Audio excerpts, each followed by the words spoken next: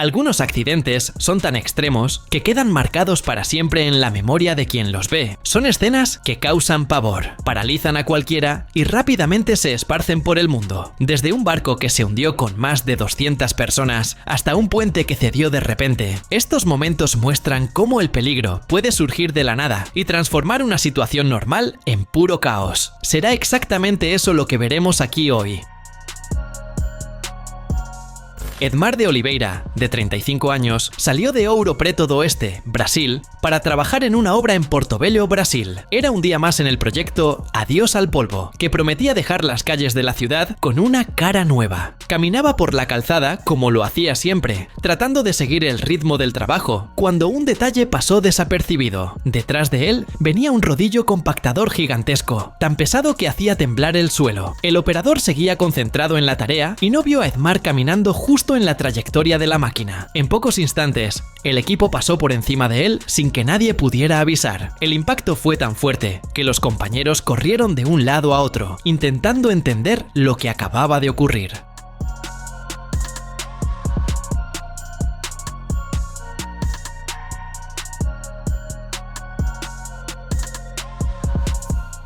Lo más extraño es que el área estaba llena de letreros y marcas de seguridad. Algunos trabajadores contaron que Edmar parecía distraído con algo en el suelo y terminó desviándose hacia el camino equivocado. Nadie sabe si llegó a escuchar el ruido de la máquina o si estaba demasiado concentrado en otra cosa como para notar el peligro. La obra volvió al silencio y el accidente se convirtió en un recordatorio amargo del riesgo que puede aparecer incluso en los trabajos más comunes y rutinarios.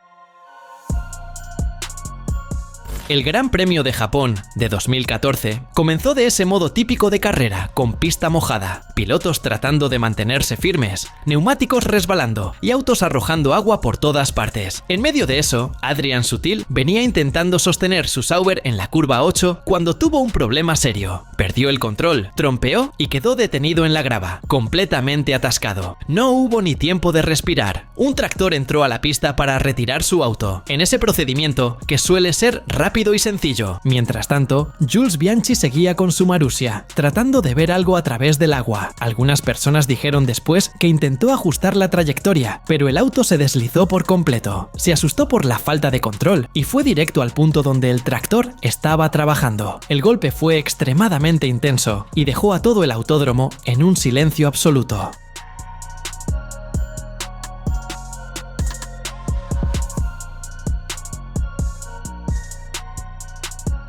El equipo de rescate corrió de inmediato. Bianchi fue llevado en ambulancia al hospital, todavía inconsciente. Los médicos descubrieron una lesión grave en el cerebro e hicieron una cirugía larga para intentar estabilizar su estado. La situación se complicó muchísimo. Permaneció internado hasta 2015, cuando no resistió. Jules tenía 25 años, era uno de los nombres más prometedores de la nueva generación y había brillado en Mónaco ese año con Marussia. Terminó convirtiéndose en el primer piloto en perder la vida en la Fórmula 1 desde Ayrton Senna en 1994.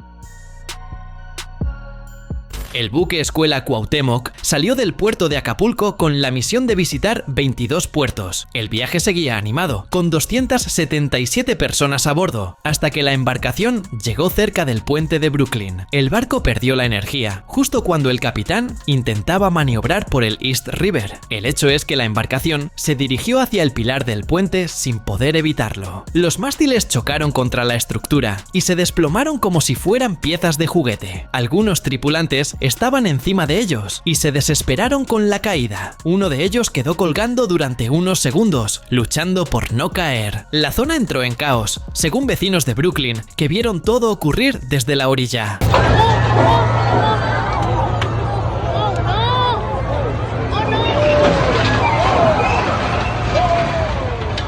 El puente fue analizado y, según la alcaldía de Nueva York, no sufrió daños que comprometieran la estructura. El accidente terminó con 2 personas sin vida y varios heridos, algunos en estado delicado, y marcó para siempre el viaje que debía ser la fase final de formación de los cadetes.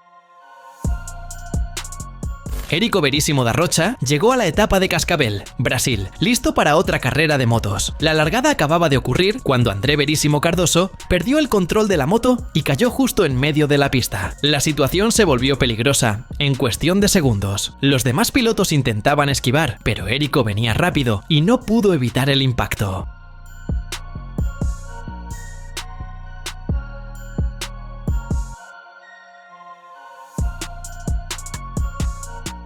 El golpe fue tan fuerte que el personal de la organización corrió hacia dentro del circuito sin pensarlo dos veces. Algunos pilotos hablaron con el equipo técnico, diciendo que nunca habían visto algo parecido allí, en el autódromo de Cascavel, en Cascavel, Brasil. Los socorristas intentaron hacer lo posible, pero la situación ya era demasiado grave. La dirección del evento suspendió todo poco después del retiro, informando la muerte de Érico y André. La etapa terminó con un silencio que se apoderó del lugar, como si todo el autódromo hubiera sido tragado por una sombra inesperada y pesada.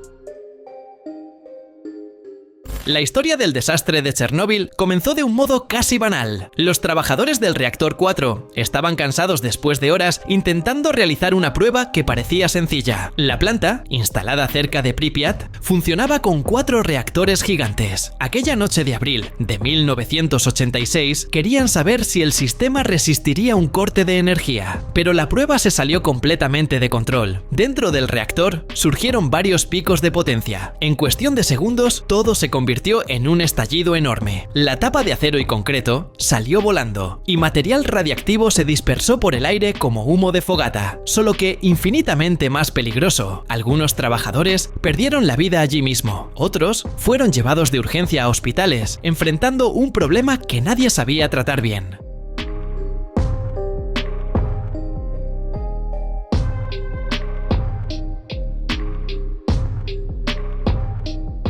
Mientras tanto, Pripyat seguía con su rutina normal, sin imaginar el caos. Solo después de muchas horas, el gobierno ordenó evacuar a los habitantes. Mucha gente afirmó más tarde que notó un brillo extraño cerca de la planta aquella madrugada, como si algo estuviera ardiendo por dentro. Equipos corrieron para lanzar arena, plomo y otros materiales desde helicópteros. Robots enviados para limpiar la zona fallaron uno tras otro, quedando inmóviles debido a la radiación. Al final, hombres tuvieron que hacer el trabajo usando fuerza bruta y protección limitada. La región se volvió una zona prohibida y detenida en el tiempo. Hasta hoy, Chernóbil sigue siendo un recordatorio duro de cómo una prueba mal hecha y una secuencia de decisiones equivocadas pueden convertirse en un desastre histórico.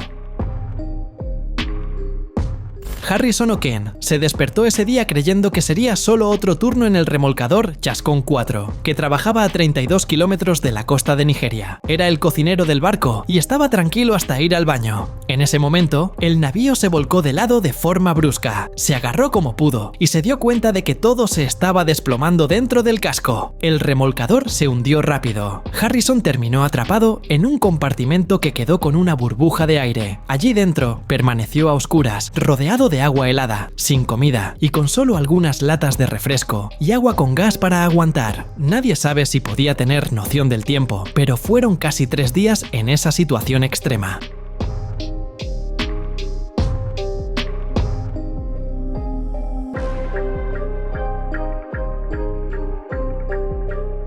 Mientras tanto, el equipo de rescate buscaba para recuperar lo que quedó de quienes no resistieron, creyendo que ya no había sobrevivientes. Uno de los buzos, Nick Van Heerden, entró al Chascón 4 para buscar víctimas. En medio de la oscuridad, se llevó un susto cuando sintió una mano tocándolo. Habló con el coordinador y avisó que había encontrado a alguien respirando allí abajo. Harrison estaba sentado en un rincón, temblando y completamente agotado, pero vivo a 30 metros de profundidad. El equipo sacó al cocinero con extremo cuidado, ya que podía tener varios problemas al volver a la superficie. Algunos buzos incluso comentaron después que el cocinero parecía tener una suerte increíble, recordando el caso del Titanic. El rescate se volvió historia porque nadie esperaba que alguien resistiera tanto tiempo dentro de un barco hundido. Harrison salió como un verdadero sobreviviente de uno de los accidentes más aterradores jamás vistos en el mar.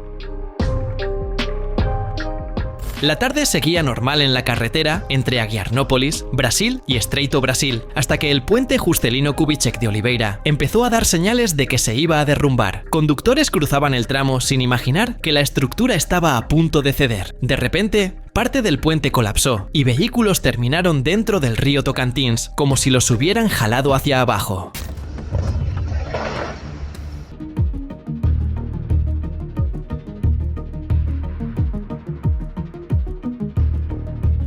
Tres camiones cayeron de una sola vez. Habitantes de ambas ciudades corrieron para sacar sobrevivientes del agua y llevaron a los heridos al hospital de Estreito, Brasil. Nadie sabía si aún había gente atrapada en el fondo, así que equipos especializados fueron al lugar para continuar las búsquedas. La situación empeoró cuando descubrieron que dos camiones transportaban productos peligrosos, como ácido sulfúrico, lo que obligó a los equipos a interrumpir parte de la operación por seguridad. Días después, llegaron nuevas confirmaciones de personas que perdieron la vida y 3 personas todavía quedaron desaparecidas. Pasado cerca de un mes, el puente tuvo que ser demolido mediante implosión. El comercio de la región recibió un golpe enorme, con gomerías y restaurantes prácticamente paralizándose. La reconstrucción ya está prevista, pero quienes viven allí dicen que solo quieren entender qué fue lo que realmente llevó a la tragedia y evitar que otro desastre así vuelva a ocurrir. Una familia paseaba por el Badaling Wildlife Park, en Pekín, cuando el problema empezó sin ningún aviso. El auto avanzaba despacio por el área de los tigres, hasta que una de las mujeres decidió bajarse del vehículo, contradiciendo todas las orientaciones de seguridad del parque. Un tigre se lanzó de la nada y arrastró a la mujer fuera del camino, como si estuviera tirando de un juguete. El marido intentó correr detrás y otra mujer de la misma familia también salió para ayudar. Ahí fue cuando todo se puso aún peor. El tigre soltó a la primera víctima y fue hacia la segunda, que terminó perdiendo la vida allí. Guardabosques llegaron en un auto poco después y corrieron para socorrer a los sobrevivientes, pero el daño ya estaba hecho.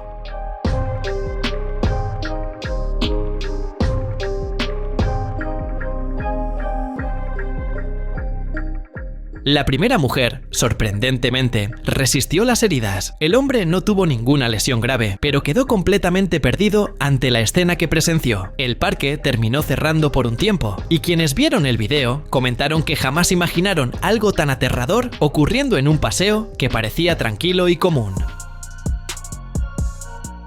El vuelo de Embraer, de la compañía Azerbaijan Airlines, cruzaba el espacio aéreo ruso cuando algo golpeó el fuselaje de forma totalmente inesperada. Más tarde, los equipos encontraron agujeros enormes en el lateral del avión, como si algo hubiera atravesado el metal sin pedir permiso. Después del impacto, todo se volvió un caos dentro de la cabina. El sistema hidráulico falló y la altitud comenzó a caer sin control.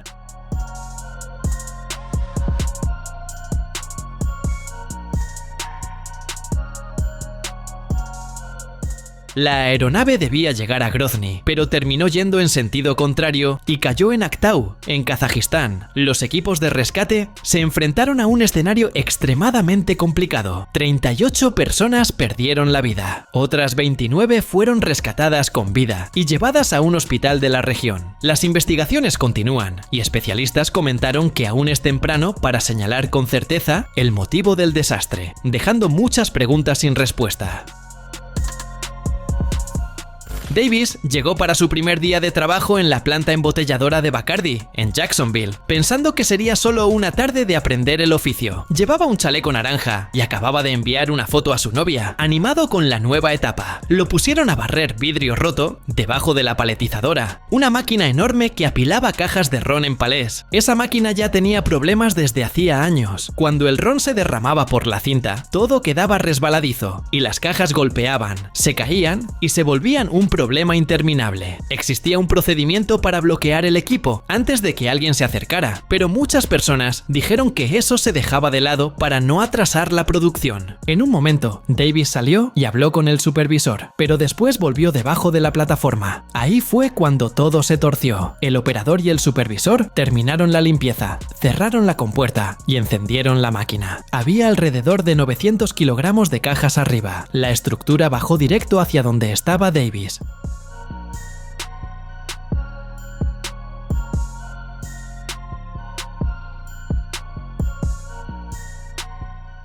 El operador intentó levantar la plataforma a la fuerza y el supervisor pidió ayuda por radio. Los bomberos llegaron, pero ya era tarde. El accidente mostró fallas serias de seguridad dentro del lugar, algo que podría haberse evitado si el bloqueo de la máquina se hubiera seguido como debía.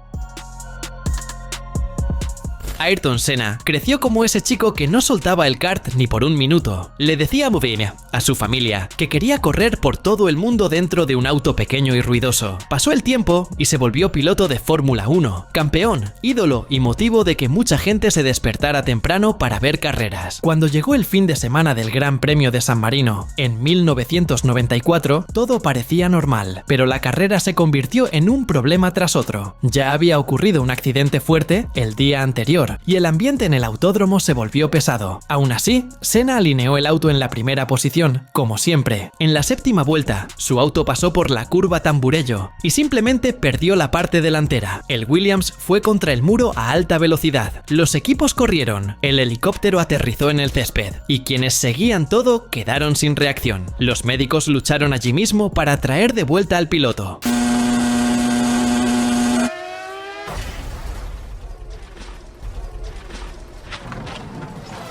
Después de que lo llevaran al hospital de Bolonia, llegó la confirmación de la pérdida. La noticia sacudió al mundo. Senna se volvió leyenda y dejó un vacío enorme en el deporte. Hasta hoy, cuando alguien habla de accidentes marcantes, su nombre siempre vuelve, porque aquel momento quedó grabado como uno de los más tristes de la historia del automovilismo. El día empezó normal en la obra, hasta que el equipo decidió levantar un panel de concreto. Todos se quedaron cerca, mirando cómo la máquina tiraba de esa pieza pesada. Uno de los trabajadores incluso se subió encima para ajustar algo, pero el asunto se balanceó de un modo raro, como si tuviera vida propia. De repente, el panel se inclinó bruscamente. El muchacho que estaba arriba se dio cuenta de que iba a salir mal, y saltó de inmediato, cayendo al suelo y rodando para alejarse. El resto del personal también corrió. La máquina perdió el control y la carga se desplomó con un estruendo que hizo temblar hasta el suelo.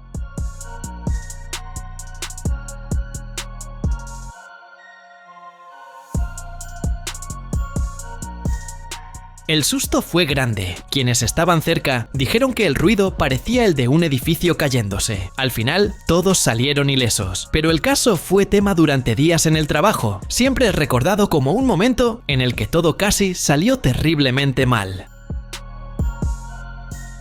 El viaje por el lago Kivu comenzó como cualquier otro. La embarcación salió cargando a 278 personas rumbo al puerto de Goma, pero lo que debía ser un trayecto simple se convirtió en uno de los peores desastres de la región. El barco avanzaba lento por aguas tranquilas cuando empezó a inclinarse, como si estuviera cansado de tanto peso. Algunos pasajeros intentaron moverse al otro lado y el vaivén se volvió aún más extraño. En pocos segundos, el casco se volcó por completo y todos fueron arrojados al agua. Pasajeros de una embarcación más pequeña vieron la confusión desde lejos y fueron hacia el lugar para intentar ayudar. Tropas congoleñas también llegaron rápido y sacaron a quienes todavía luchaban por mantenerse con vida. Un sobreviviente contó en el hospital que nadó al límite mientras veía a personas desapareciendo a su alrededor.